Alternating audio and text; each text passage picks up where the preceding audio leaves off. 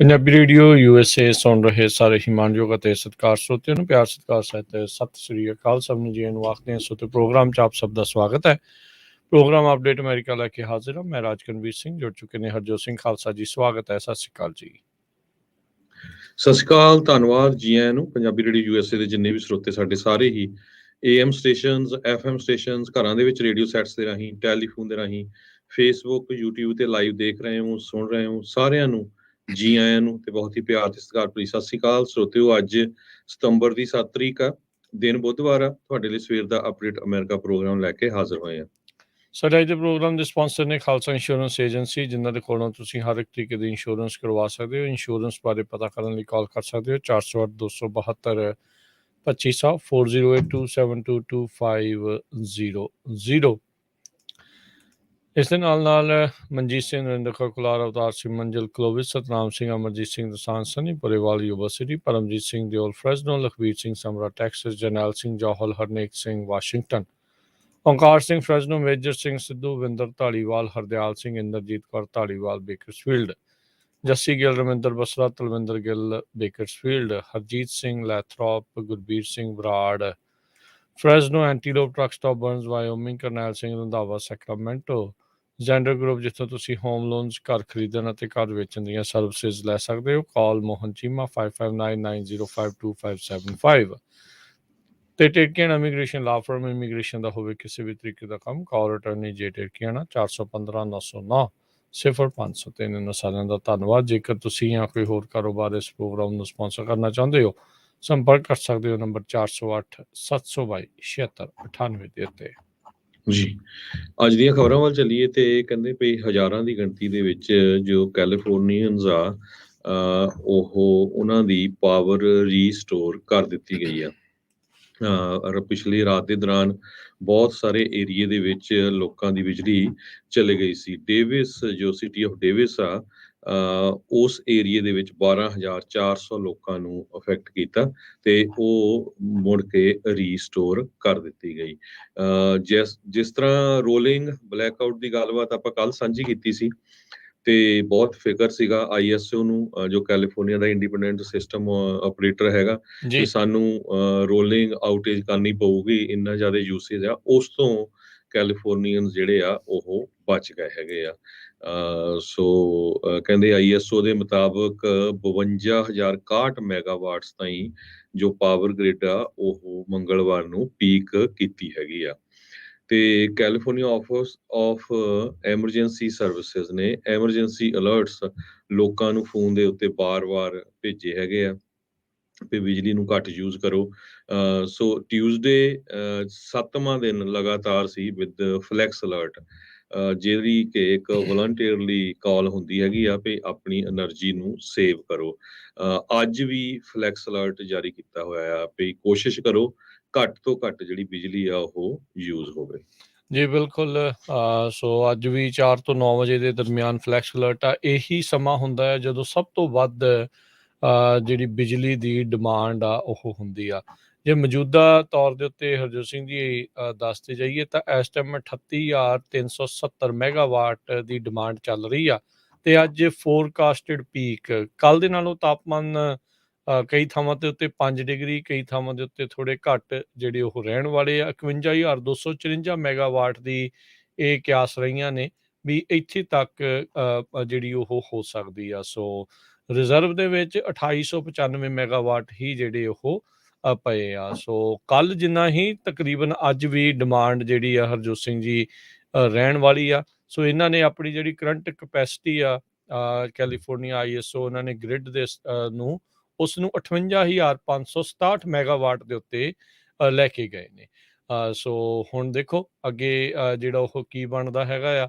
ਤੇ ਆਪਾਂ ਇਹੀ ਉਮੀਦ ਕਰ ਸਕਦੇ ਹਾਂ ਵੀ ਭਾਈ ਬਚਾਅ ਰਹਿ ਜਾਵੇ, ਨਹੀਂ ਤਾਂ ਇੰਨੀ ਭਾਰ ਗਰਮੀ ਦੇ ਵਿੱਚ ਜਿਸ ਤਰੀਕੇ ਦੇ ਨਾਲ ਹਰਜੋਤ ਸਿੰਘ ਜੀ ਗੱਲ ਜੇ ਬਲੈਕ ਆਊਟ ਹੋ ਜਾਂਦੇ ਤਾਂ ਕਈਆਂ ਦੇ ਲਈ ਜਾਨਲੇਵਾ ਵੀ ਸਾਬਤ ਇਹ ਚੀਜ਼ ਹੋ ਸਕਦੀ ਹੁੰਦੀ ਆ। ਸੋ ਜੇ ਟੈਂਪਰੇਚਰਸ ਦੀ ਗੱਲ ਕਰਦੇ ਜਾਈਏ ਤੇ ਟੈਂਪਰੇਚਰਸ ਨੇ ਰੈਕਡ ਬਣਾਇਆ ਹੈਗਾ ਆ, ਸੈਂਚਰੀ ਓਲਡ ਰੈਕਡ US ਵੈਸਟ ਦੇ ਵਿੱਚ, ਜੋ ਇਹ ਬਰੂਟਲ ਹੀਟ ਵੇਵ ਚੱਲ ਰਹੀ ਹੈਗੀ ਆ।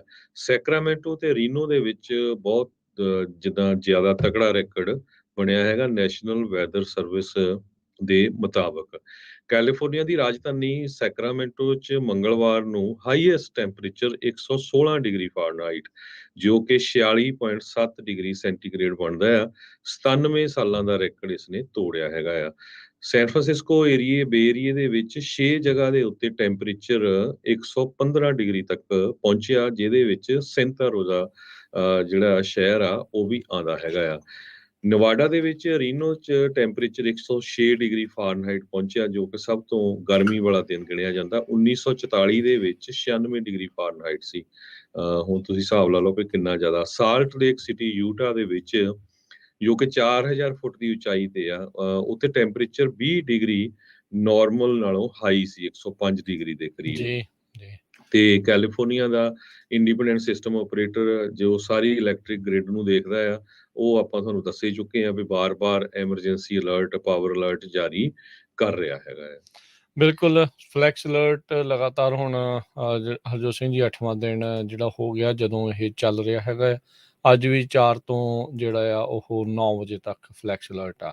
ਉਤੋਂ ਹਰਜੋਤ ਸਿੰਘ ਜੀ ਬਹੁਤ ਸਾਰੇ ਥਾਵਾਂ ਦੇ ਉੱਤੇ ਲੋਕਾਂ ਨੂੰ ਕਿਉਂਕਿ ਅਚਾਨਕ ਇੰਨੇ ਜ਼ਿਆਦਾ ਜਦੋਂ ਏਅਰ ਕੰਡੀਸ਼ਨਿੰਗ ਚੱਲਦੇ ਆ, ਕੋਈ ਮਾੜੇ ਮੋਟੇ ਚੱਲਣ ਦੇ ਤਾਂ ਠੀਕ ਹੁੰਦੇ ਆ, ਪਰ ਜਦੋਂ ਜ਼ਿਆਦਾ ਸਟ੍ਰੇਨ ਪੈ ਜਾਂਦਾ ਤੇ ਉਹ ਫੇਲ ਹੋ ਜਾਂਦੇ ਆ। ਉਹ ਬਹੁਤ ਜਿਹੜੀ ਆ ਲੋਕਾਂ ਨੂੰ ਮੁਸ਼ਕਿਲਾਂ ਦਾ ਕੱਲ੍ਹ ਜਿਹੜਾ ਉਹ ਸਾਹਮਣਾ ਕਰਨਾ ਪਿਆ। ਕਈ ਅਪਾਰਟਮੈਂਟ ਕੰਪਲੈਕਸਿਸ ਦੇ ਵਿੱਚ ਇੱਦਾਂ ਦੀ ਜਿਹੜੀ ਉਹ ਸਥਿਤੀ ਰਹੀ, ਕਈਆਂ ਦੇ ਘਰਾਂ ਦੇ ਵਿੱਚ ਇੱਦਾਂ ਦੀ ਸਥਿਤੀ ਰਹੀ।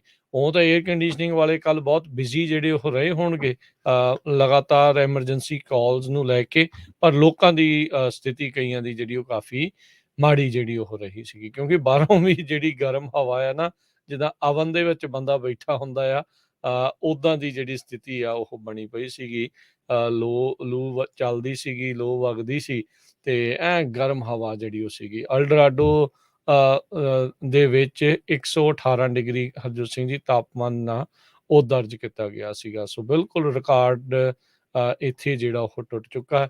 ਕੈਲੀਫੋਰਨੀਆ ਦੀ ਗ੍ਰਿਡ ਇਸ ਪੂਰੇ ਹੀਟ ਵੇਵ ਨੂੰ ਲੈ ਕੇ ਹਰਜੋਤ ਸਿੰਘ ਜੀ ਬਿਲਕੁਲ ਸੈਂਟਰ ਪੁਆਇੰਟ ਦੇ ਵਿੱਚ ਰਹੀ ਆ। ਹਰ ਇੱਕ ਦੀ ਚਰਚਾ ਦਾ ਵਿਸ਼ਾ ਜਿਹੜਾ ਆ ਕੈਲੀਫੋਰਨੀਆ ਦੀ ਗ੍ਰਿਡ ਜਿਹੜੀ ਰਹੀ ਆ। ਬਚਾਅ ਹੋ ਗਿਆ, ਇਸ ਦੀ ਬਹੁਤ ਚੰਗੀ ਚੀਜ਼ ਆ। ਪਰ ਇਹ ਜਿਹੜੀ ਚੀਜ਼ ਹੈ ਨਾ ਹਰਜੋਤ ਸਿੰਘ ਜੀ, ਆਪਾਂ ਬਾਰ-ਬਾਰ ਸੁਣਦੇ ਆ, ਕਹਿੰਦੇ ਆ ਵੀ ਕਲਾਈਮੇਟ ਚੇਂਜ ਦੇ ਨਾਲ ਕੀ ਫਰਕ ਆ, ਕਿੱਦਾਂ ਆ।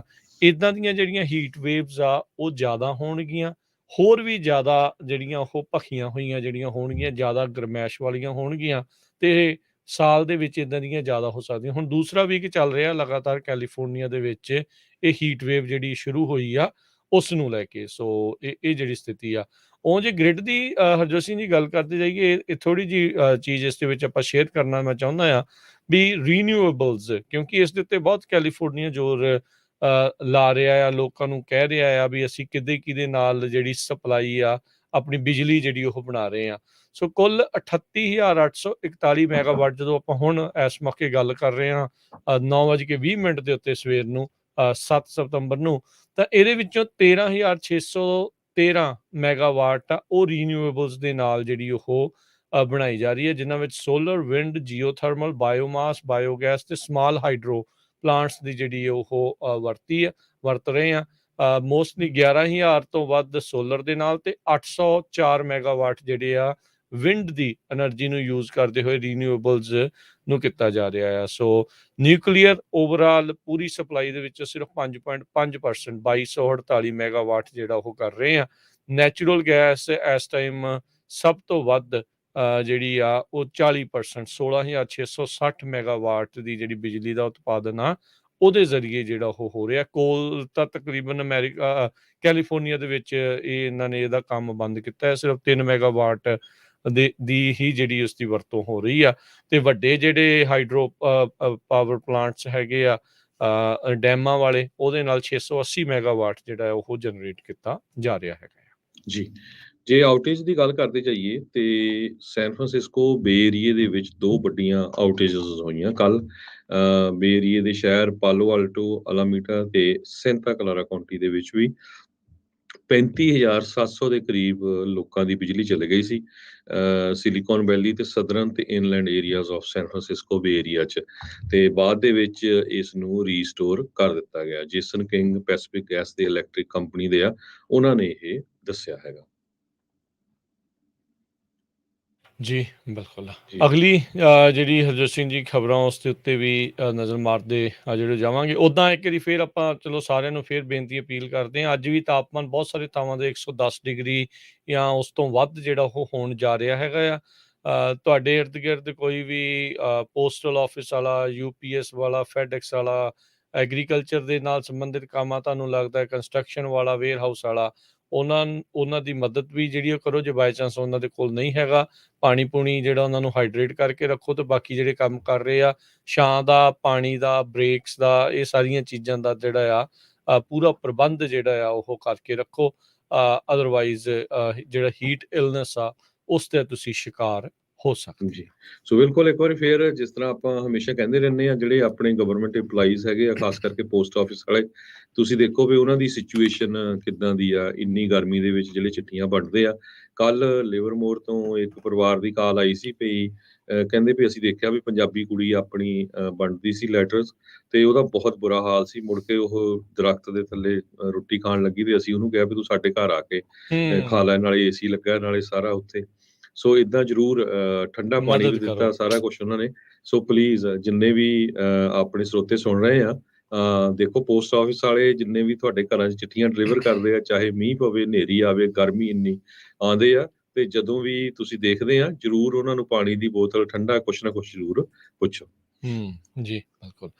ਅਗਲੀ ਜਿਹੜੀ ਹਰਜੋਤ ਸਿੰਘ ਜੀ ਖਬਰ ਕਰਦੇ ਜਾਈਏ, ਜੂਲ ਇੱਕ ਅਜਿਹੀ ਕੰਪਨੀ ਆ ਜਿਸ ਨੇ ਇਸ ਟਾਈਮ ਜਿਹੜਾ ਯੂਥ ਆ, ਟੀਨੇਜਰਸ ਆ, ਜਾਂ ਛੋਟੀ ਉਮਰ ਦੇ ਨਵੇਂ ਅਡਲਟ ਜਿਹੜੇ ਬਣ ਰਹੇ ਆ, ਉਹਨਾਂ ਦੀ ਮਾਰਕੀਟ ਦੇ ਉੱਤੇ ਕਬਜ਼ਾ ਕੀਤਾ। ਮਾਰਕੀਟ ਕਿਹੜੀ? ਨਸ਼ੇ ਵਾਲੀ ਕਿੱਦਾਂ ਵੀ ਇਹ ਇੱਕ ਸਿਗਰਟ ਦੇ ਵਿਕਲਪ ਦੇ ਵਜੋਂ ਜਿਹੜਾ ਇਸ ਨੂੰ ਪੇਸ਼ ਕੀਤਾ ਗਿਆ ਆ।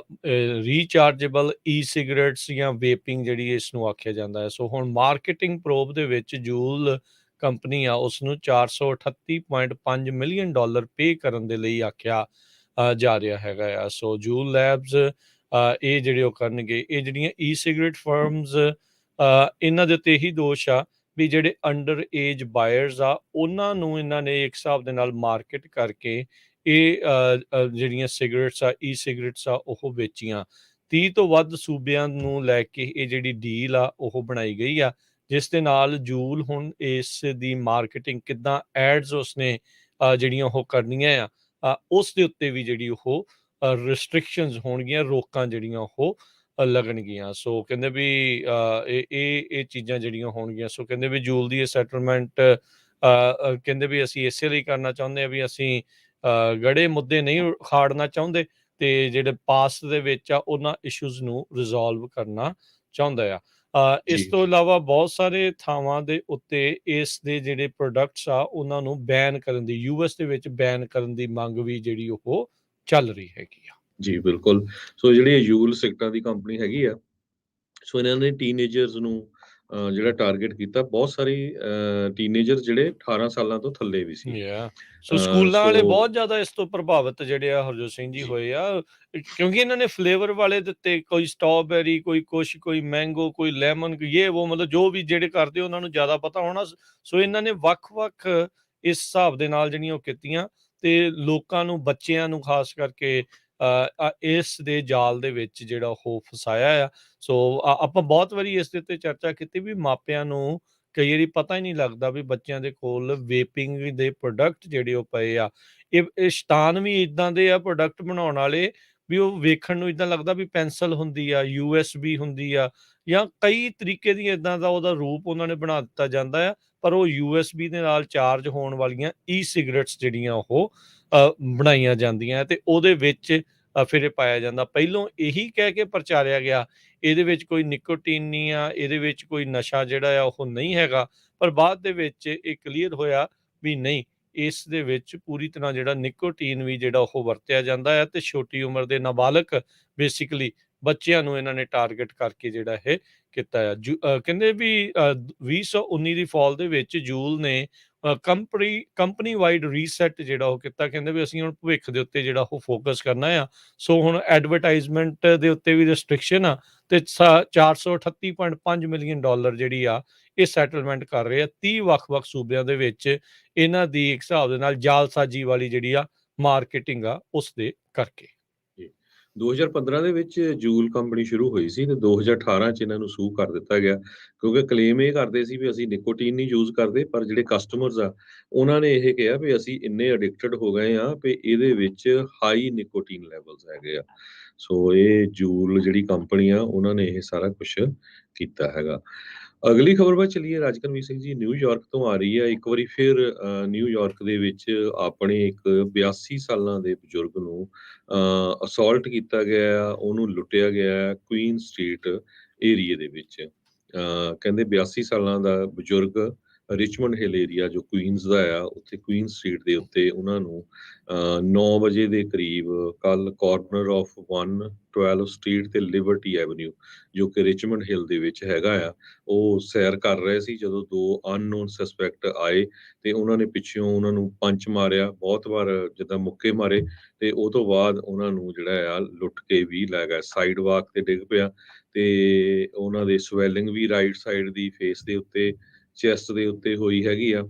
ਤੇ ਇੱਕ ਪੁਲਿਸ ਨੇ ਇਹ ਦੱਸਿਆ ਵੀ ਜੋ ਵਿਕਟਮ ਆ 82 ਸਾਲਾਂ ਦੇ ਬਜ਼ੁਰਗ, ਉਹਨਾਂ ਦਾ ਸੈੱਲ ਫੋਨ ਲੈ ਕੇ ਵੀ ਉਹ ਭੱਜ ਗਏ। ਸੋ ਬਜ਼ੁਰਗਾਂ ਨੂੰ ਬਾਅਦ ਦੇ ਵਿੱਚ ਜਮਾਇਕਾ ਹਸਪੀਟਲ ਹੈ ਉੱਥੇ ਟ੍ਰੀਟਮੈਂਟ ਦੇ ਲਈ ਲਿਜਾਇਆ ਗਿਆ ਆ। ਹਜੇ ਤੱਕ ਕਿਸੇ ਤਰ੍ਹਾਂ ਦੀ ਕੋਈ ਅਰੈਸਟ ਨਹੀਂ ਹੋਈ, ਇਨਵੈਸਟੀਗੇਸ਼ਨ ਪੂਰੀ ਚੱਲ ਰਹੀ ਹੈਗੀ ਆ। ਪੁਲਿਸ ਦੇ ਮੁਤਾਬਕ ਕਹਿੰਦੇ ਭਈ ਅਸੌਲਟ ਕਰੰਟਲੀ ਇਨਵੈਸਟੀਗੇਟਡ ਇਸ ਕਰਕੇ ਨਹੀਂ ਹੋ ਰਿਹਾ ਵੀ ਹੇਟ ਕ੍ਰਾਈਮ ਆ, ਲੁੱਟਮਾਰ ਵਾਲੇ ਚੱਕਰ 'ਚ ਹੋ ਰਿਹਾ। ਸੋ ਹਮੇਸ਼ਾ ਹੀ ਇਸ ਵਾਰੀ ਇਹ ਕਹਿੰਦੇ ਰਹਿੰਦੇ ਆ ਵੀ ਹੇਟ ਕ੍ਰਾਈਮ ਨਹੀਂ ਹੈਗਾ। ਆਪਾਂ ਦੇਖਿਆ ਵੀ ਪਿਛਲੇ ਕੁਝ ਮਹੀਨਿਆਂ 'ਚ ਕਾਫੀ ਬਜ਼ੁਰਗਾਂ ਨੂੰ ਉੱਥੇ ਕੁੱਟਿਆ ਮਾਰਿਆ ਗਿਆ ਹੈਗਾ ਰਿਚਮੰਡ ਏਰੀਏ ਦੇ ਵਿੱਚ। ਸੋ ਇਹਦੇ ਸੰਬੰਧ ਦੇ ਵਿੱਚ ਨਿਊਯਾਰਕ ਦੀ ਪੁਲਿਸ ਡਿਪਾਰਟਮੈਂਟ ਨੇ crime stoppers hotline 1-800-577 tips number ਵੀ ਜਾਰੀ ਕੀਤਾ ਹੈਗਾ। ਜੀ ਬਿਲਕੁਲ, ਇੱਦਾਂ ਦੀਆਂ ਵਾਰਦਾਤਾਂ ਜਿਹੜੀਆਂ ਹਰਜੋਤ ਸਿੰਘ ਜੀ ਲਗਾਤਾਰ ਹੋ ਰਹੀਆਂ ਨੇ ਤੇ ਇਸ ਨੂੰ ਲੈ ਕੇ ਜ਼ਰੂਰ ਕਮਿਊਨਿਟੀ ਨੂੰ, ਖੁਦ ਨੂੰ ਵੀ, ਜਿਹੜੇ ਬਜ਼ੁਰਗ ਨੇ ਉਹਨਾਂ ਨੂੰ ਵੀ, ਸਾਰਿਆਂ ਨੂੰ ਕੁਛ ਨਾ ਕੁਛ ਜਿਹੜਾ ਉਹ ਦੱਸਣਾ ਤੇ ਕਿੱਦਾਂ ਇਹੋ ਜਿਹੀਆਂ ਚੀਜ਼ਾਂ ਤੋਂ ਬਚਾਅ ਹੋਵੇ ਉਹ, ਤੇ ਨਾਲ ਦੀ ਨਾਲ ਜਿਹੜੀ ਉੱਥੇ ਦੀ ਲਾਅ ਐਨਫੋਰਸਮੈਂਟ ਦੇ ਨਾਲ ਮਿਲ ਕੇ ਦੇਖਣਾ ਪੈਣਾ ਆ ਵੀ ਇੱਦਾਂ ਦੀਆਂ ਚੀਜ਼ਾਂ ਜਿਹੜੀਆਂ ਉਹ ਘਟਣ ਨਾ ਕੇ ਵਧਣ। ਇਹ ਕੰਮ ਖਰਾਬ ਜਿਹੜਾ ਉਹ ਹੁੰਦਾ ਜਾਂਦਾ ਆ, ਜਣਾ ਖਣਾ ਹੀ ਆ ਕੇ ਫਿਰ ਇਹ ਕੁਛ ਜਿਹੜਾ ਉਹ ਕਰੀ ਜਾਊਗਾ। ਸੋ ਇੱਕ ਅੱਧੇ ਨੂੰ ਪ੍ਰਸ਼ਾਦਾ ਜਿਹੜਾ ਨਾ ਇੱਕ ਹਿਸਾਬ ਦੇ ਨਾਲ ਕੁੱਟਮਾਰ ਜਿਹੜੇ ਇੱਕ ਵਾਰੀ ਤੁੰਨਿਆ ਹੋਵੇ ਨਾ ਚੱਜ ਦੇ ਨਾਲ, ਫਿਰ ਉਹ ਅਗਲਿਆਂ ਨੂੰ ਵੀ ਜਿਹੜਾ ਉਹ ਹੋ ਜਾਂਦਾ ਆ ਵੀ ਭਾਈ ਕੋਟੀ ਖਾਈ ਨਹੀਂ ਜਾਣਾ, ਅੱਗੋਂ ਦੋ ਚਾਰ ਜਿਹੜੀਆਂ ਛੱਡ ਵੀ ਦੇਣੀਆਂ ਹੁੰਦੀਆਂ। ਸੋ ਬਜ਼ੁਰਗਾਂ ਦੇ ਨਾਲ ਕੋਈ ਨਾ ਕੋਈ ਰਿਹਾ ਕਰੋ, ਜਾਂ ਫਿਰ ਇੱਦਾਂ ਆ ਤੇ ਜਾਂ ਦੋ ਚਾਰ ਜਾਣੇ ਇਕੱਠੇ ਹੋ ਕੇ ਜਿਹੜਾ ਆ ਉਹ ਨਿਕਲਿਆ ਕਰੋ, ਤਾਂ ਜੋ ਇੱਦਾਂ ਦੀਆਂ ਚੀਜ਼ਾਂ ਦਾ ਕੰਮ ਜਿਹੜਾ ਆ ਨਾ ਉਹ ਬਚਾਅ ਜਿਹੜਾ ਉਹ ਹੋ ਸਕੇ। ਅਗਲੀ ਜਿਹੜੀ ਹਰਜੋਤ ਸਿੰਘ ਦੀ ਗੱਲ ਕਰਦੇ ਜਾਈਏ, ਬਹਾਮਸ ਦੇ ਵਿੱਚ ਇੱਕ ਸ਼ਾਰਕ ਅਟੈਕ ਹੋਇਆ ਜਿਸ ਕਰਕੇ US ਦੀ ਕਰੂਜ਼ ਦੇ ਵਿੱਚ ਜਿਹੜਾ ਪੈਸੰਜਰ ਸੀਗਾ ਉਸ ਦੀ ਮੌਤ ਹੋ ਗਈ ਆ। ਇਸ ਕਰੂਜ਼ 58 ਸਾਲਾਂ ਦੀ ਇਹ ਔਰਤ ਪੈਂਸਿਲਵੇਨੀਆ ਤੋਂ ਜਿਹੜੀ ਉਹ ਸੀਗੀ, ਗ੍ਰੀਨ ਕੇ ਨਸਾਊ ਕਰਕੇ ਜਿਹੜਾ ਇਲਾਕਾ ਆ ਉੱਥੇ ਇਹ ਘਟਨਾ ਜਿਹੜੀ ਉਹ ਵਾਪਰੀ ਆ। ਬੁੱਲ ਸ਼ਾਰਕ ਦੇ ਦੁਆਰਾ ਜੋ ਕਿ ਪਾਣੀ ਦੇ ਵਿੱਚ ਇਹ ਕਰੂਜ਼ ਸ਼ਿਪ ਵਾਲੇ ਆ ਉਹ ਇੰਜੋਏ ਕਰ ਰਹੇ ਸੀਗੇ ਜਾਂ ਜੋ ਵੀ ਸੀਗਾ, ਉੱਥੇ ਆ ਕੇ ਇਸਨੇ ਹਮਲਾ ਜਿਹੜਾ ਆ ਉਹ ਕਰ ਦਿੱਤਾ। ਇਸੇ ਤਰੀਕੇ ਦਾ ਇੱਕ ਹੋਰ ਇੰਸੀਡੈਂਟ 2019 ਦੇ ਵਿੱਚ ਹੋਇਆ ਸੀ, ਜਿਸ ਦੇ ਕਰਕੇ 21 ਸਾਲਾਂ ਦਾ ਉਸ ਟਾਈਮ ਦੇ ਉੱਤੇ ਇੱਕ ਅਮਰੀਕਨ ਆ ਉਸ ਦੀ ਮੌਤ ਹੋ ਗਈ ਸੀ। ਸੋ ਉਦੋਂ ਵੀ ਇੱਦਾਂ ਦੀ ਹੀ ਜਿਹੜੀ ਬੁੱਲ ਸ਼ਾਰਕ ਦੇ ਦੁਆਰਾ ਹਮਲਾ ਜਿਹੜਾ ਆ ਉਹ ਕੀਤਾ ਗਿਆ ਸੀਗਾ। ਸੋ ਕਹਿੰਦੇ ਵੀ ਉੱਦਾਂ ਇੱਦਾਂ ਦੀਆਂ ਚੀਜ਼ਾਂ ਪਬਲਿਕ ਦਾ, ਜਨਤਾ ਦਾ ਖਿੱਚ ਦਾ ਕੇਂਦਰ ਤਾਂ ਬਣਦੀਆਂ ਆ ਖਬਰਾਂ, ਪਰ ਕਹਿੰਦੇ ਵੀ ਬਹੁਤ ਘੱਟ ਹੁੰਦੇ ਆ ਵੀ ਇੱਦਾਂ ਦੇ shark attacks are pretty rare. ਪਰ ਇਹ ਆ ਵੀ ਭਾਈ ਉਸ ਪਰਿਵਾਰ ਦਾ ਜੀਤ ਆ ਜਿਹੜਾ ਉਹ ਚਲਾ ਗਿਆ। 58 ਸਾਲਾਂ ਦੀ ਪੈਂਸਿਲਵੇਨੀਆ ਦੀ ਰਹਿਣ ਵਾਲੀ ਜਿਹੜੀ ਬੀਬੀ ਆ ਉਸ ਦੀ ਇਸ ਸ਼ਾਰਕ ਅਟੈਕ ਦੇ ਵਿੱਚ ਮੌਤ ਹੋ ਗਈ ਜੀ। ਅਗਲੀ ਖਬਰ ਵੱਲ ਚੱਲੀਏ ਤੇ ਇਹ ਬਾਰਡਰ ਟਾਊਨ ਤੋਂ ਆ ਰਹੀ ਆ। ਕਹਿੰਦੇ ਵੀ ਬੱਸਾਂ ਭਰ ਭਰ ਕੇ ਵਾਸ਼ਿੰਗਟਨ DC ਨੂੰ ਤੇ ਨਿਊਯਾਰਕ ਨੂੰ ਟੈਕਸਸ ਦੇ ਗਵਰਨਰ ਗ੍ਰੈਗ ਐਬਟ ਵੱਲੋਂ ਭੇਜੀਆਂ ਗਈਆਂ ਹੈਗੀਆਂ ਆ।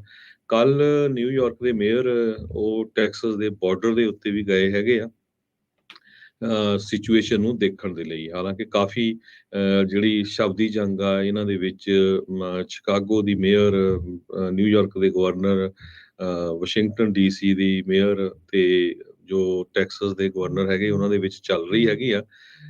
ਤੇ ਕਹਿੰਦੇ ਵੀ Val Verde border humanitarian coalition ਜੋ ਬਾਰਡਰ ਦੇ ਉੱਤੇ ਹੈਗੀ ਆ, ਉਹ ਫੂਡ ਵੀ ਪ੍ਰੋਵਾਈਡ ਕਰ ਰਹੀ ਆ, ਵਾਈਫਾਈ ਵੀ ਪ੍ਰੋਵਾਈਡ ਕਰ ਰਹੀ ਹੈਗੀ ਆ। ਹੁਣ ਤੱਕ 230 ਦੇ ਕਰੀਬ ਬੱਸਾਂ ਭਰ ਕੇ 9400 ਦੇ ਕਰੀਬ ਜੋ ਮਾਈਗ੍ਰੈਂਟਸ ਆ ਉਹਨਾਂ ਦੇ ਵਿੱਚ ਉਹਨਾਂ ਦੇ ਪਰਿਵਾਰ, ਬੱਚੇ, ਉਹਨਾਂ ਨੂੰ ਵਾਸ਼ਿੰਗਟਨ ਡੀਸੀ ਦੇ ਵਿੱਚ ਪਹੁੰਚਾਇਆ ਗਿਆ ਹੈਗਾ ਆ। ਟੈਕਸਸ ਦੇ ਗਵਰਨਰ ਗ੍ਰੈਗ ਐਬਟ ਨੇ ਇਹ ਸਾਰਾ ਪੈਸੇਜ ਇਹ ਸ਼ੁਰੂ ਕੀਤਾ ਹੋਇਆ ਹੈਗਾ ਆ। ਪਿਛਲੇ ਮਹੀਨੇ ਟੈਕਸਸ ਤੋਂ ਨਿਊਯਾਰਕ ਤੇ ਸ਼ਿਕਾਗੋ ਨੂੰ ਵੀ ਜਿਹੜੀਆਂ ਬੱਸਾਂ ਗਈਆਂ ਸੀਗੀਆਂ। ਜੀ ਬਿਲਕੁਲ। ਤੇ ਹਰਜੋਤ ਸਿੰਘ ਜੀ, ਆਪਾਂ ਇੱਥੇ ਇੱਕ ਬ੍ਰੇਕ ਲੈਂਦੇ ਹਾਂ, ਬ੍ਰੇਕ ਤੋਂ ਬਾਅਦ ਮੁੜ ਕੇ ਫਿਰ ਵਾਪਸ ਹਾਜ਼ਰ ਬ੍ਰੇਕ ਤੋਂ ਹੋਵਾਂਗੇ। ਬਾਅਦ ਬਹੁਤ ਹੀ ਇੰਪੋਰਟੈਂਟ ਖਬਰ, ਕਿਸ ਤਰ੍ਹਾਂ ਜਿਹੜਾ ਜੱਗੀ ਜੌਲ ਆ ਉਹਨੂੰ 5 ਸਾਲ ਹੋ ਚੱਲੇ ਆ ਤੇ ਉਸਨੇ ਇੰਗਲੈਂਡ ਦੀ ਨਵੀਂ ਬਣੀ ਪ੍ਰਾਈਮ ਮਿਨਿਸਟਰ ਜੋ ਆ ਉਸ ਨੂੰ ਚਿੱਠੀ ਲਿਖੀ ਆ, ਉਹ ਤੁਹਾਡੇ ਨਾਲ ਸਾਂਝੀ ਕਰਾਂਗੇ। ਜੀ ਮਿਲਦੇ ਹਾਂ ਬ੍ਰੇਕ ਤੋਂ ਬਾਅਦ ਜੀ।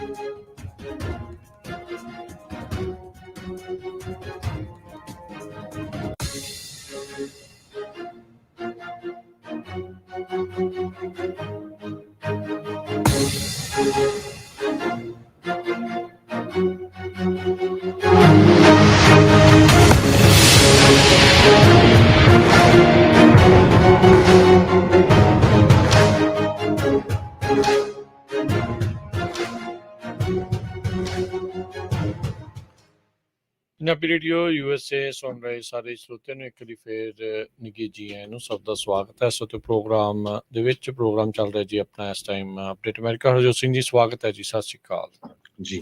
ਅਗਲੀ ਖਬਰਾਂ ਵੱਲ ਆਈਏ ਤੇ ਯੂਕੇ ਤੋਂ ਖਬਰਾਂ ਆ ਜੱਗੀ ਜੌਲ ਦੇ ਸੰਬੰਧ ਦੇ ਵਿੱਚ ਤੇ ਯੂਕੇ ਦੀ ਨਵੀਂ ਪ੍ਰਾਈਮ ਮਿਨਿਸਟਰ ਲਿਜ਼ ਟਰੱਸ ਦੇ ਸੰਬੰਧ ਦੇ ਵਿੱਚ।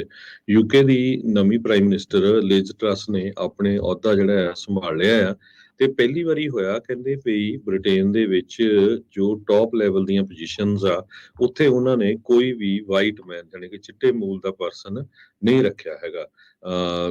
ਪ੍ਰਾਈਮ ਮਿਨਿਸਟਰ ਲਿਜ਼ ਟਰੱਸ ਨੇ ਕਵਾਸੀ ਕਵਾਰਟੈਂਗ ਜਿਹਦੇ ਪੇਰੈਂਟਸ ਗਾਨਾ ਤੋਂ ਆਏ ਸੀ 1960 ਦੇ ਵਿੱਚ, ਉਸ ਨੂੰ ਬ੍ਰਿਟੇਨ ਦਾ ਪਹਿਲਾ ਫਾਈਨੈਂਸ ਮਿਨਿਸਟਰ, ਪਹਿਲਾ ਬਲੈਕ ਫਾਈਨੈਂਸ ਮਿਨਿਸਟਰ ਰੱਖਿਆ ਹੈਗਾ ਆ। ਇਸ ਤੋਂ ਬਿਨਾਂ James Cleverly first black foreign minister ਰੱਖਿਆ ਗਿਆ ਆ ਉਹਨਾਂ ਨੂੰ। ਕਹਿੰਦੇ ਵੀ ਕਲੈਵਰਲੀ ਜਿਹਦੀ ਮਦਰ ਸਿਆਰਾ ਲਿਓਨ ਤੋਂ ਹੈਗੀ ਆ ਤੇ ਫਾਦਰ ਉਹਦਾ ਵਾਈਟ ਸੀ ਤੇ ਉਸ ਨੂੰ ਇਸ ਪੋਜੀਸ਼ਨ ਦੇ ਉੱਤੇ ਰੱਖਿਆ ਆ। ਇਸੇ ਤਰ੍ਹਾਂ ਸੁਏਲਾ ਬ੍ਰੈਵਮਨ ਉਹਦੇ ਪੇਰੈਂਟਸ ਜੋ ਕੀਨੀਆ ਤੋਂ ਆਏ ਸੀ ਤੇ ਮੋਰੀਸ਼ੀਆ ਤੋਂ 6 ਦਹਾਕੇ ਪਹਿਲਾਂ ਉਸ ਨੂੰ ਉੱਥੇ ਦਾ ਜੋ ਪ੍ਰੀਤੀ ਪਟੇਲ ਦੇ ਕੋਲ ਅਹੁਦਾ ਸੀ ਉਸ ਦੀ ਜਗ੍ਹਾ ਐਜ਼ ਏ ਹੋਮ ਮਿਨਿਸਟਰ ਰੱਖਿਆ ਗਿਆ ਹੈ। ਸੋ ਇੰਟੀਰੀਅਰ ਮਿਨਿਸਟਰ ਦੀ ਪੋਜੀਸ਼ਨ ਉਹਨਾਂ ਨੂੰ ਦਿੱਤੀ ਗਈ ਹੈਗੀ ਆ। ਸੋ ਇਹ ਕਾਫੀ ਚੇਂਜਸ ਜੋ ਯੂਕੇ ਦੀ ਨਵੀਂ ਜੋ ਸਰਕਾਰ ਆਈ ਆ ਉਹਦੇ ਵਿੱਚ ਦੇਖੀ ਗਈ ਹੈਗੀ ਆ। ਜੀ ਬਿਲਕੁਲ।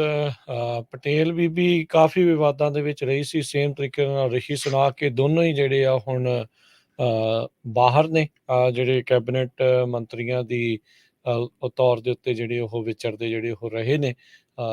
ਜਿੱਦਾਂ ਤੁਸੀਂ ਪਹਿਲਾਂ ਵੀ ਦੱਸਿਆ ਵੀ ਬੜੀ ਉਸਨੇ ਟਰਾਈ ਤਾਂ ਬਹੁਤ ਕੀਤੀ ਪਰ ਰਿਸ਼ੀ ਸੁਨਾਕ ਸਮਹਾਉ ਪਿੱਛੇ ਰਹਿ ਗਿਆ। ਤੇ ਜਿੱਦਾਂ ਹੀ ਲਿਜ਼ ਟਰੱਸ ਨੇ ਅਹੁਦਾ ਸਾਂਭਿਆ ਪ੍ਰਾਈਮ ਮਿਨਿਸਟਰ ਦਾ ਤੇ ਸਭ ਤੋਂ ਪਹਿਲਾ ਅਸਤੀਫਾ ਜਿਹੜੀ ਉਹ ਪਟੇਲ ਦਾ ਆਇਆ ਸੀਗਾ। ਇਹ ਉਹੀ ਬੀਬੀ ਆ ਜਿਸ ਨੇ ਉੱਥੋਂ ਦੇ ਵਿੱਚ ਜਿਹੜੇ ਇਮੀਗ੍ਰੇਸ਼ਨ ਲੈਣ ਦੇ ਲਈ ਆਏ ਲੋਕਾਂ ਨੂੰ ਕਿਸੇ ਹੋਰ ਅਫਰੀਕਾ ਦੇ ਕਿਸੇ ਹੋਰ ਮੁਲਕ ਦੇ ਵਿੱਚ ਰੱਖਣ ਦੀ ਸਿਫਾਰਿਸ਼ ਜਿਹੜੀ ਉਹ ਕੀਤੀ ਸੀ। ਉਹ ਕੇਸ ਵੀ ਚੱਲਿਆ ਤੇ ਫਾਈਨਲੀ ਉੱਧਰ ਉਹਨਾਂ ਨੇ ਕੰਮ ਨੂੰ ਤੋੜ ਦਿੱਤਾ। ਸੇਮ ਥਿੰਗ ਜਿੱਦਾਂ ਆਪਾਂ ਇੱਥੇ ਦੇਖ ਰਹੇ ਹਾਂ ਵੀ ਜਿਹੜਾ ਕੋਈ ਇਮੀਗ੍ਰੈਂਟ ਆਉਣ ਦੀ ਕੋਸ਼ਿਸ਼ ਕਰਦਾ ਵੀ ਅਸਾਈਲਮ ਸੀਕਰ ਆ ਵੀ ਉਹਨੂੰ ਵੀ ਭਾਈ ਪਹਿਲੋਂ ਦੂਜੇ ਮੁਲਕ ਦੇ ਵਿੱਚ ਜਿਹੜਾ ਉਹ ਰੱਖਣਾ ਆ। ਉਹ ਵੀ ਚਰਚਾ ਜਿਹੜੀ ਆ ਕਾਫੀ ਉੱਥੇ ਤੇਜ਼ ਰਹੀ ਸੀ। ਤੇ ਹੁਣ ਰਿਹਾ ਮਸਲਾ ਜਿਹੜਾ ਹਰਜੋਤ ਸਿੰਘ ਜੀ ਚਿੱਠੀ ਦਾ ਇਹ ਚਿੱਠੀ ਜਿਹੜੀ ਟਰੱਸਟ ਜਿਹੜੀ ਪ੍ਰਾਈਮ ਮਿਨਿਸਟਰ ਆ ਯੂਕੇ ਦੀ ਸਰਕਾਰ ਆ ਉਹਨਾਂ ਨੂੰ ਜਿਹੜੀ ਉਹ ਘੱਲਣ ਦੀ ਕਵਾਇਦ ਆ। ਇਹ ਆਨਲਾਈਨ ਇੱਕ ਕੈਂਪੇਨ ਚੱਲ ਰਿਹਾ ਵੀ ਇਸ ਚਿੱਠੀ ਨੂੰ ਹੈਂਡ ਡਿਲੀਵਰ ਕੀਤਾ ਜਾਊਗਾ ਪ੍ਰਾਈਮ ਮਿਨਿਸਟਰ ਐਲਿਜ਼ਾਬੈਥ ਟਰੱਸ ਨੂੰ ਜੱਗੀ ਜੌਲ ਦੇ ਜਿਹੜੇ ਉਹ ਮਾਮਲੇ ਦੇ ਵਿੱਚ। ਇਹ ਇਸ ਟਾਈਮ ਕਹਿੰਦੇ ਆ ਵੀ ਆਨਲਾਈਨ ਸਾਈਨਸ ਜਿਹੜੇ ਆ ਇਸ ਬਾਬਤ ਲਏ ਜਾ ਰਹੇ ਆ। ਅਪ੍ਰੈਲ 2019 ਦੇ ਵਿੱਚ ਜੱਗੀ ਜੌਹਲ ਜਗਤਾਰ ਸਿੰਘ ਜੱਗੀ ਜੌਹਲ ਆ ਉਸ ਨੂੰ ਹਿਰਾਸਤ ਦੇ ਵਿੱਚ ਲੈ ਲਿਆ ਸੀ ਤੇ ਹੁਣੇ ਰੀਸੈਂਟਲੀ ਇਹ ਖੁਲਾਸੇ ਹੋਏ ਆ ਵੀ ਉੱਥੋਂ ਦੀ ਯੂਕੇ ਦੀ ਹੀ ਜਿਹੜੀ ਖੂਫੀਆ ਏਜੰਸੀ ਆ ਉਹਨਾਂ ਨੇ ਹੀ ਇਤਲਾਹ ਦਿੱਤੀ ਸੀਗੀ ਭਾਰਤੀ ਜਿਹੜੀਆਂ ਏਜੰਸੀਆਂ ਨੂੰ, ਜਿਸ ਤੋਂ ਬਾਅਦ ਦੇ ਵਿੱਚ ਜੱਗੀ ਜੌਹਲ ਨੂੰ ਜਿਹੜਾ ਉਹ ਗ੍ਰਿਫਤਾਰ ਕਰ ਲਿਆ ਗਿਆ ਸੀਗਾ, ਡਿਟੇਨ ਕਰਕੇ ਰੱਖਿਆ ਆ। ਅਣਮਨੁੱਖੀ ਵਰਤਾਰਾ ਉਸ ਦੇ ਨਾਲ ਹੋ ਰਿਹਾ, ਟਾਰਚਰ ਦਾ ਉਸ ਨੂੰ ਸਾਹਮਣਾ ਕਰਨਾ ਪੈ ਰਿਹਾ ਆ, ਹਿਊਮਨ ਰਾਈਟਸ ਦੀ ਉਸ ਦੀ ਪੂਰੀ ਤਰ੍ਹਾਂ ਉਲੰਘਣਾ ਜਿਹੜੀ ਉੱਥੇ ਹੋ ਰਹੀ ਆ। MI5 ਤੇ MI6 ਨੇ ਜਿਹੜੀ ਇੰਟੈਲੀਜੈਂਸ ਦਿੱਤੀ ਸੀ ਭਾਰਤੀ ਏਜੰਸੀਆਂ ਨੂੰ, ਜਿਸ ਤੋਂ ਬਾਅਦ ਦੇ ਵਿੱਚ ਜੱਗੀ ਦੀ ਅਰੈਸਟ ਹੋਈ ਸੀ। ਅਕਸਰ ਇਹ ਗੱਲ ਚੱਲਦੀ ਰਹਿੰਦੀ ਆ ਵੀ ਭਾਈ ਦੂਜੇ ਮੁਲਕ ਦੇ ਬੰਦੇ ਨੂੰ ਕਿਸ ਤਰੀਕੇ ਦੇ ਨਾਲ ਉਹਨਾਂ ਨੇ ਡੱਕ ਕੇ ਰੱਖਿਆ ਹੋਇਆ ਆ ਵੀ ਇਹਦੇ ਰਾਈਟਸ ਜਿਹੜੇ ਆ ਉਹ ਕੀ ਆ। ਚਰਚਾ ਚੱਲਦੀ ਰਹੀ, ਗੱਲਬਾਤ ਹੁੰਦੀ ਰਹੀ, ਪਰ ਕਿਸੇ ਨਿਰਣੇ ਦੇ ਉੱਤੇ ਨਹੀਂ ਪਹੁੰਚ ਸਕੇ। ਬੋਰਿਸ ਜੌਨਸਨ ਨੇ ਵੀ ਪ੍ਰਾਈਮ ਮਿਨਿਸਟਰ ਮੋਦੀ ਦੇ ਨਾਲ ਇੱਕ ਵਾਰੀ ਜੱਗੀ ਜੌਹਲ ਦੀ ਜਿਹੜੀ ਡਿਟੈਂਸ਼ਨ ਆ ਉਸ ਨੂੰ ਲੈ ਕੇ ਚਰਚਾ ਜਿਹੜੀ ਉਹ ਕੀਤੀ ਸੀਗੀ। ਤੇ ਹੁਣ ਇਸ ਚਿੱਠੀ ਦੇ ਵਿੱਚ ਮੰਗ ਆ ਜਿਹੜੇ ਵੀ ਸਾਈਨ ਕਰਕੇ ਇਸ ਨੂੰ ਨਾਲ ਘੱਲ ਰਹੇ ਆ ਵੀ ਭਾਈ ਜੱਗੀ ਜੌਹਲ ਦੀ ਇਮੀਡੀਏਟ ਰਿਲੀਜ਼, ਤੁਰੰਤ ਰਿਹਾਈ ਦੀ ਮੰਗ ਜਿਹੜੀ ਬਰਤਾਨਵੀ ਹਕੂਮਤ ਆ, ਸਰਕਾਰ ਆ, ਉਹ ਭਾਰਤ ਤੋਂ ਕਰੇ। ਪਰ ਇਹ ਦੇਖੋ ਵੀ ਤਾਰਾਂ ਅੰਦਰੂਨੀ ਤੌਰ ਦੇ ਉੱਤੇ ਜੁੜੀਆਂ ਆ।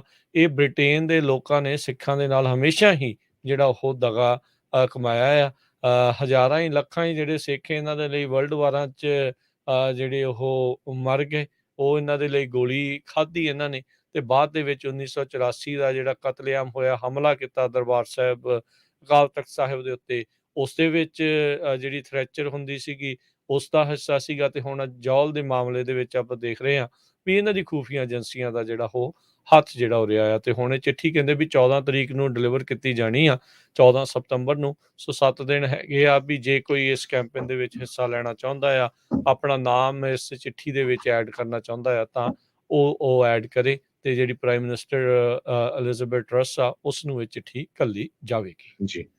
ਤੇ SNP ਦੇ ਇੱਕ MP ਉੱਥੇ ਮਾਰਟਨ ਡਚਟਰੀ ਹੂਸ ਹੈਗੇ ਆ ਵੈਸਟ ਡਨਬਾਰਟਨ ਸ਼ਹਿਰ ਤੋਂ।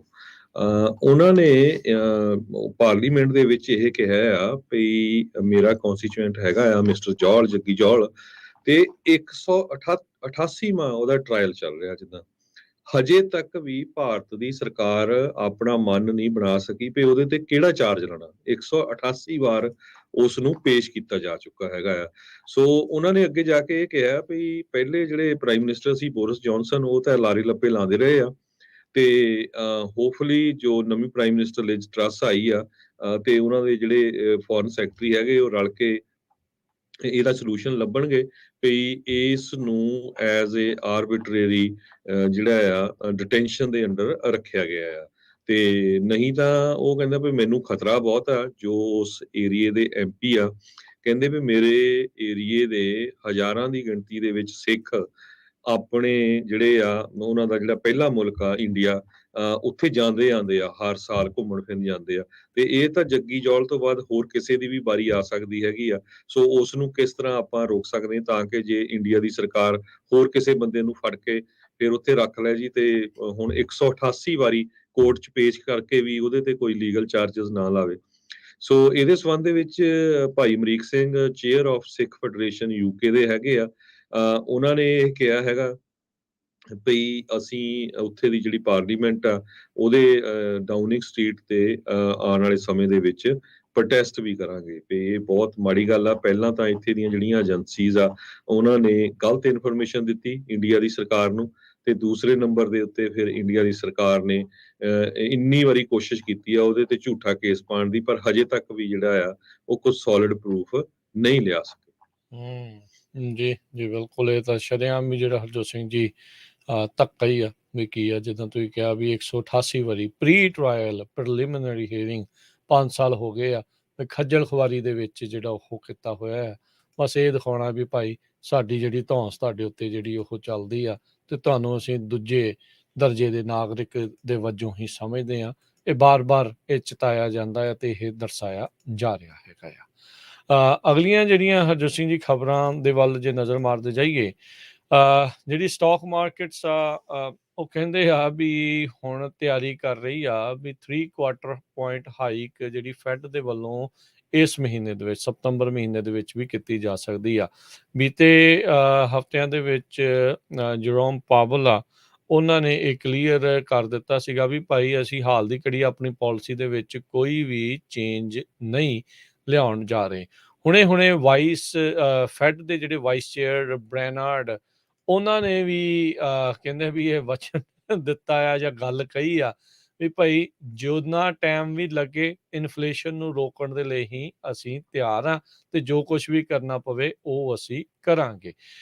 ਸੋ ਕਹਿੰਦੇ ਵੀ ਇਨਫਲੇਸ਼ਨ ਇਸ ਟਾਈਮ ਜਿਹੜੇ ਲੋਅਰ ਇਨਕਮ ਅਮਰੀਕਨਸ ਆ ਉਹਨਾਂ ਨੂੰ ਸਭ ਤੋਂ ਜ਼ਿਆਦਾ ਜਿਹੜੀ ਉਸਤਾਦ ਰਹੀ। ਇਹਦਾ ਮਤਲਬ ਇਹ ਨਹੀਂ ਆ ਵੀ ਜਿਹਦੇ ਕੋਲ ਜ਼ਿਆਦਾ ਪੈਸੇ ਆ ਤੇ ਡਾਲਰ ਆ ਤੇ ਉਹਨੂੰ ਇਸ ਦਾ ਫਰਕ ਨਹੀਂ ਆ, ਫਰਕ ਸਾਰਿਆਂ ਨੂੰ ਹੀ ਜਿਹੜਾ ਉਹ ਪੈ ਰਿਹਾ। ਓਬਵੀਅਸਲੀ ਲੋ ਇਨਕਮ ਵਾਲਿਆਂ ਦੇ ਉੱਤੇ ਜ਼ਿਆਦਾ ਅਸਰ ਇਹ ਸਾਰੀਆਂ ਚੀਜ਼ਾਂ ਦਾ ਹੁੰਦਾ ਆ। ਸੋ ਲੈਲ ਬਰੈਨਾਰਡ ਉਹਨਾਂ ਨੇ ਜਿਹੜਾ ਕਿਹਾ ਆ ਵੀ ਅਸੀਂ ਇਨਫਲੇਸ਼ਨ ਤੋਂ ਕਾਬੂ ਪਾਉਣ ਦੇ ਲਈ ਉਹ ਕਰਾਂਗੇ। ਉਧਰ ਮਾਰਕੀਟ ਦੇ ਵਿੱਚ ਨੈਗੇਟਿਵ ਦਾ ਦੌਰ ਤਾਂ ਜਿਹੜਾ ਉਹ ਪਿਛਲੇ ਕਈ ਦਿਨਾਂ ਤੋਂ ਚੱਲ ਹੀ ਰਿਹਾ ਸੀ ਹਰਜੋਤ ਸਿੰਘ ਜੀ। ਉਹ ਅੱਜ ਥੋੜਾ ਜਿਹਾ ਉੱਦਾਂ ਉੱਤੇ ਨੂੰ ਗਿਆ ਆ, ਪਰ ਕਹਿੰਦੇ ਵੀ ਤਿਆਰੀ ਕੱਸ ਰਹੇ ਆ ਵੀ ਇਸ ਮਹੀਨੇ ਦੇ ਵਿੱਚ ਇੱਕ ਵਾਰੀ ਫਿਰ ਇੰਟਰਸਟ ਰੇਟ ਵਧਾਏ ਜਾਣੇ। ਆਪਣੇ ਗਵਾਂਢੀ ਮੁਲਕ ਦੇ ਵਿੱਚ ਵੀ 0.5% ਆਈ ਥਿੰਕ 3 ਕੁਆਟਰ ਜਿਹੜੇ ਆ ਉਹ ਪੁਆਇੰਟਸ ਇੰਟਰਸਟ ਰੇਟ ਆ ਉਸ ਨੂੰ ਵਧਾ ਦਿੱਤਾ ਗਿਆ ਹੈ। ਸੋ ਦੁਨੀਆ ਭਰ ਦੇ ਵਿੱਚ ਮਹਿੰਗਾਈ ਨੇ ਇਸ ਟਾਈਮ ਜਾਨ ਜਿਹੜੀ ਆ ਉਹ ਲੋਕਾਂ ਦੀ ਕੜਿੱਕੀ ਦੇ ਵਿੱਚ ਫਸਾਈ ਹੈਗੀ ਆ। ਜੀ ਬਿਲਕੁਲ। 75 ਬੇਸਿਸ ਪੁਆਇੰਟ ਰੇਟ ਹਾਈਕ ਜੋ ਫੈਡਰਲ ਰਿਜ਼ਰਵ ਬੋਰਡ ਆ ਉਹ ਇਸ ਮਹੀਨੇ ਇਨਕਰੀਜ਼ ਕਰੇਗਾ। ਇਸ ਤੋਂ ਪਹਿਲਾਂ 50 ਬੇਸਿਸ ਪੁਆਇੰਟ ਤੇ 25 ਬੇਸਿਸ ਪੁਆਇੰਟ 2 ਵਾਰੀ ਹੋ ਚੁੱਕੇ ਹੈਗੇ ਆ। 3 ਮਹੀਨਿਆਂ ਦੇ ਵਿੱਚ ਇਹ 75 ਬੇਸਿਸ ਪੁਆਇੰਟ ਇਨਕਰੀਜ਼ ਹੋਊਗਾ। ਜਿਸ ਤੋਂ ਤੁਸੀਂ ਸਹੀ ਆ, ਕੈਨੇਡਾ ਦੇ ਵਿੱਚ ਆਲਰੇਡੀ ਉਹਨਾਂ ਨੇ 3 ਕੁਆਟਰਸ ਇੰਟਰਸਟ ਰੇਟ ਇਨਕਰੀਜ਼ ਕਰਤਾ ਤੇ ਉਹਨਾਂ ਦਾ ਪ੍ਰਾਈਮ 5 ਪੁਆਇੰਟ ਸਮਥਿੰਗ 5.5 ਦੇ ਲਾਗੇ ਛਾਗੇ ਪਹੁੰਚ ਗਿਆ ਆ। ਸੋ ਰੀਅਲ ਸਟੇਟ ਮਾਰਕੀਟ ਤੇ ਬਹੁਤ ਵੱਡਾ ਆਉਣ ਵਾਲੇ ਸਮੇਂ 'ਚ ਹੋ ਸਕਦਾ ਆ ਇਹਦਾ ਅਸਰ ਪਵੇ। ਗਲੋਬਲੀ ਕੱਲਾ ਅਮਰੀਕਾ ਨਹੀਂ ਹੈਗਾ, ਯੂਰਪੀਅਨ ਜਿਹੜੀ ਬੈਂਕ ਹੈਗੀ ਆ ਸੈਂਟਰਲ ਬੈਂਕ, ਉਹਨਾਂ ਨੇ ਵੀ 75 ਬੇਸਿਸ ਪੁਆਇੰਟ ਵਧਾਏ ਹੈਗੇ ਆ। ਬੈਂਕ ਆਫ ਕੈਨੇਡਾ ਨੇ ਵੀ 75 ਬੇਸਿਸ ਪੁਆਇੰਟ ਕੱਲ ਵਧਾ ਦਿੱਤਾ ਹੈਗਾ ਇੰਟਰਸਟ ਰੇਟ। ਜੀ ਬਿਲਕੁਲ। ਸੋ ਹੁਣ ਦੇਖੋ ਅੱਗੇ ਜਿਹੜਾ ਉਹ ਕੀ ਬਣਦਾ ਆ, ਇਹਦਾ ਰੀਅਲ ਸਟੇਟ ਦੇ ਉੱਤੇ ਕੀ ਅਸਰ ਰਹਿ ਸਕਦਾ ਆ, ਇਹਦੇ ਬਾਰੇ ਆਪਾਂ ਚਰਚਾ ਜਿਹੜੀ ਉਹ ਕਰਾਂਗੇ। ਤੇ ਆਪਣੇ ਨਾਲ ਜ਼ੈਂਡਰ ਗਰੁੱਪ ਤੋਂ ਇਸ ਟਾਈਮ ਜੁੜ ਚੁੱਕੇ ਨੇ ਸੁਖਵੀਰ ਭੰਡਾਲ ਜੀ। ਉਹ ਇਹ ਗੱਲਾਂ ਜਿਹੜੀਆਂ ਆਪਣੇ ਨਾਲ ਕਰਨਗੇ। ਸੁਖਵੀਰ ਜੀ ਸਵਾਗਤ ਹੈ, ਸਤਿ ਸ਼੍ਰੀ ਅਕਾਲ ਜੀ, ਜੀ ਆਇਆਂ ਨੂੰ ਜੀ। ਹਾਂਜੀ ਸਤਿ ਸ਼੍ਰੀ ਅਕਾਲ ਜੀ, ਤੇ ਮੇਰੇ ਵੱਲੋਂ ਤੁਹਾਡੇ ਸਰੋਤਿਆਂ ਨੂੰ ਵੀ ਬਹੁਤ ਪਿਆਰ ਭਰੀ ਤੇ ਨਿੱਘੀ ਸਤਿ ਸ਼੍ਰੀ ਅਕਾਲ ਜੀ। ਸੁਖਵੀਰ ਜੀ ਗੱਲਬਾਤ ਸ਼ੁਰੂ ਕਰਨ ਤੋਂ ਪਹਿਲਾਂ ਆਪਣੀ ਆਈਡੀ ਸ਼ੇਅਰ ਕਰ ਲਿਓ ਜੀ। ਹਾਂਜੀ ਜ਼ਰੂਰ। ਮੇਰੀ NMLS ID 1994273 ਐਂਡ ਮੇਰੀ DRE ID 01997346 ਆ ਜੀ।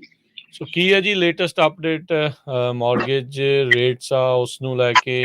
ਕੋਈ ਹੈ ਠੰਡੇ ਠੁੰਡੇ ਹੋਣ ਦੇ ਅਸਾਰ? ਉਦਾਂ ਤਾਂ ਫੈਡ ਵਾਲੇ ਡਰਾਉਂਦੇ ਹੀ ਆ ਵੀ 0.5% ਇਸ ਮਹੀਨੇ ਫਿਰ ਵਧਾ ਦੇਣਾ ਹੈ। ਹਾਂਜੀ ਬਿਲਕੁਲ, ਮੈਂ ਸੁਣ ਰਿਹਾ ਸੀਗਾ ਜਿਵੇਂ ਤੁਸੀਂ ਕੈਨੇਡਾ ਦਾ ਕਹਿ ਰਹੇ ਸੀਗੇ, ਐਗਜ਼ੈਕਟਲੀ ਆਪਣੇ US ਵੀ ਇਵੇਂ ਅਨਾਉਂਸਮੈਂਟ ਹੋਈ ਹੈ ਫੈਡ ਵੱਲੋਂ। ਸੋ 0.5% ਬੇਸਿਸ ਪੁਆਇੰਟ ਇਹ ਵੱਧ ਜਾਣਾ ਵਾ ਰੇਟ, ਤੇ ਮੈਨੂੰ ਲੱਗਦਾ ਉਸ ਤੋਂ ਬਾਅਦ ਵੀ ਵਧੂਗਾ।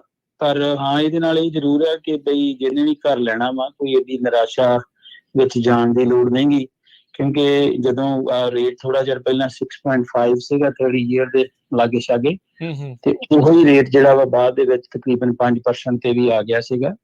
ਸੋ ਠੀਕ ਹੈ, ਗਵਰਨਮੈਂਟ ਆਪਣੇ ਹਿਸਾਬ ਦੇ ਨਾਲ ਕਰ ਰਹੀ ਹੈ ਸਾਰਾ ਕੁਝ। ਉਹਨਾਂ ਨੇ ਇਨਫਲੇਸ਼ਨ ਨੂੰ ਠੱਲ ਪਾਉਣੀ ਆ, ਉਹ ਪੈ ਵੀ ਰਹੀ ਆ। ਆਪਾਂ ਜਿਹੜੇ ਦੇਖ ਰਹੇ ਹਾਂ ਕਿ ਘਰ ਦੇ ਪ੍ਰਾਈਸ ਜਿਹੜੇ ਆ ਰੀਅਲ ਸਟੇਟ ਮਾਰਕੀਟ ਕਾਫੀ ਥੱਲੇ ਆਈ ਆ।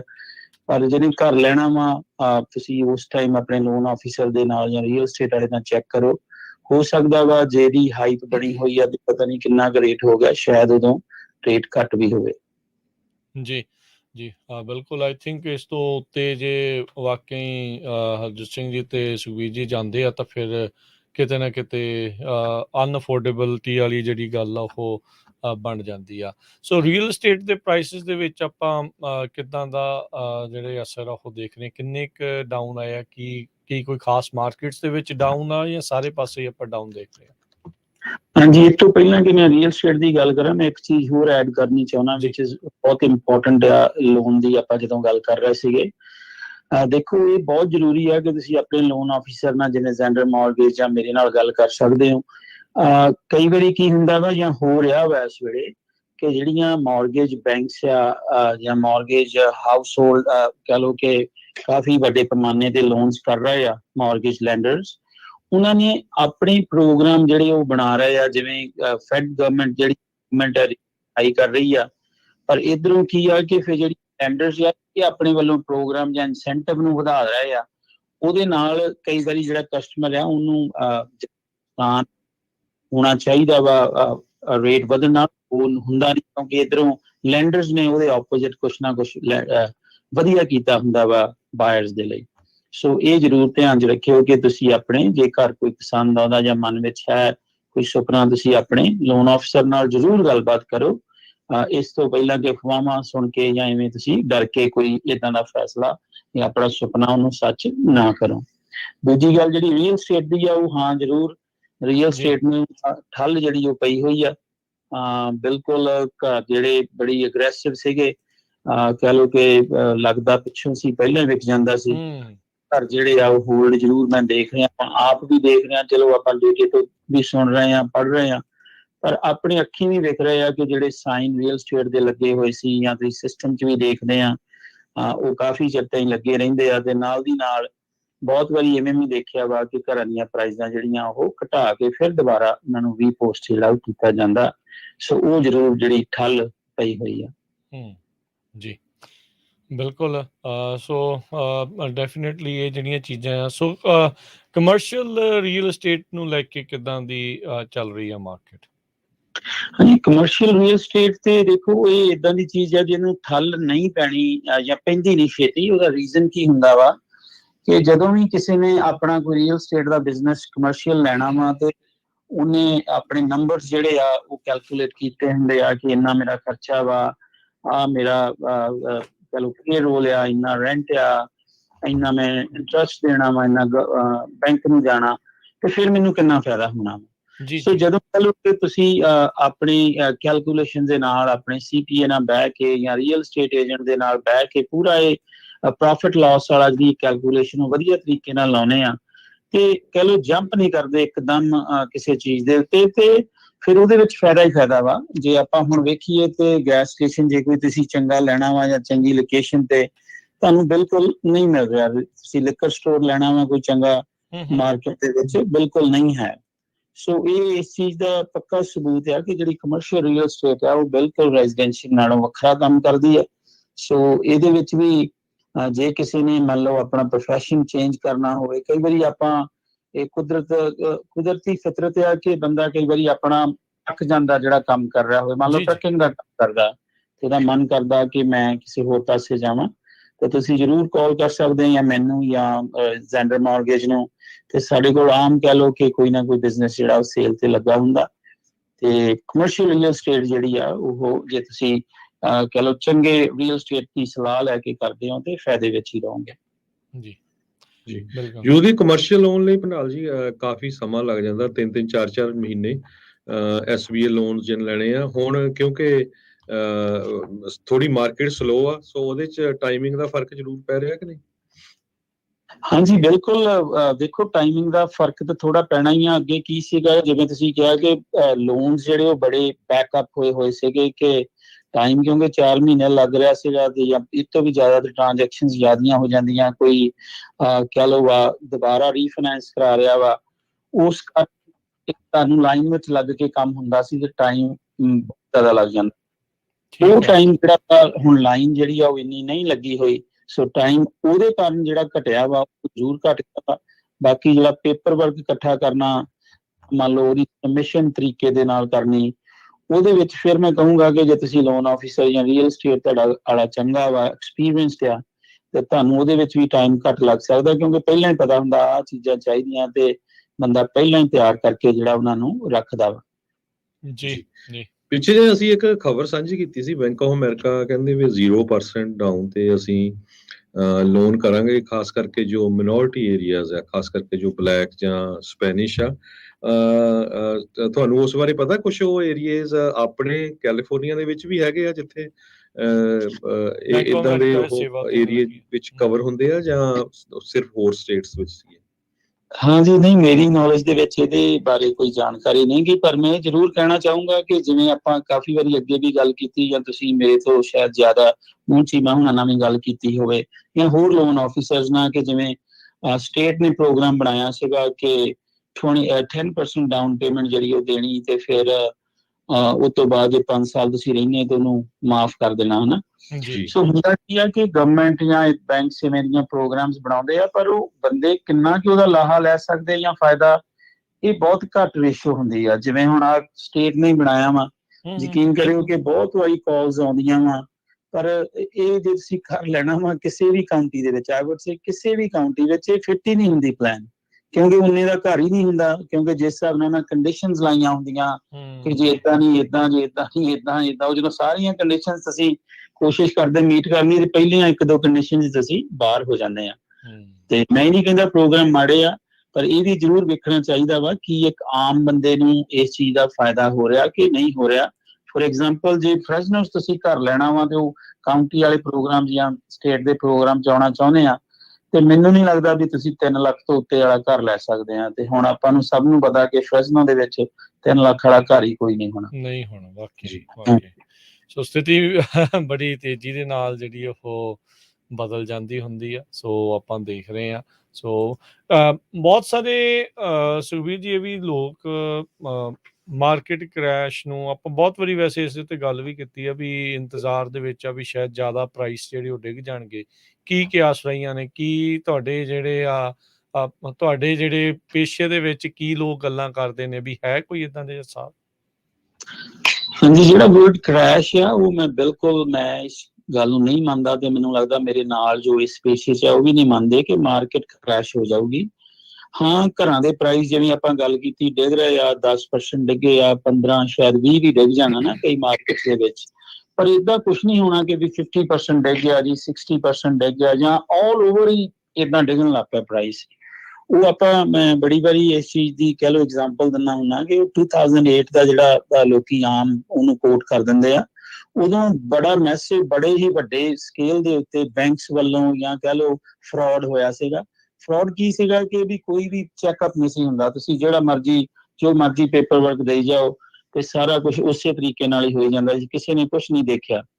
ਹੁਣ ਕੀ ਆ ਕਿ ਉਸ ਤੋਂ ਬਾਅਦ 2011 ਦੇ ਵਿੱਚ ਜਦੋਂ ਡੌਡਸ ਐਕਟ ਬਣਦਾ ਵਾ, ਤੇ ਸਾਰੇ ਮਾਰਗੇਜ ਦੇ ਜਿਹੜੇ ਲੂਪ ਹੋਲ ਸੀਗੇ ਸਾਰੇ ਬੰਦ ਕਰ ਦਿੱਤੇ।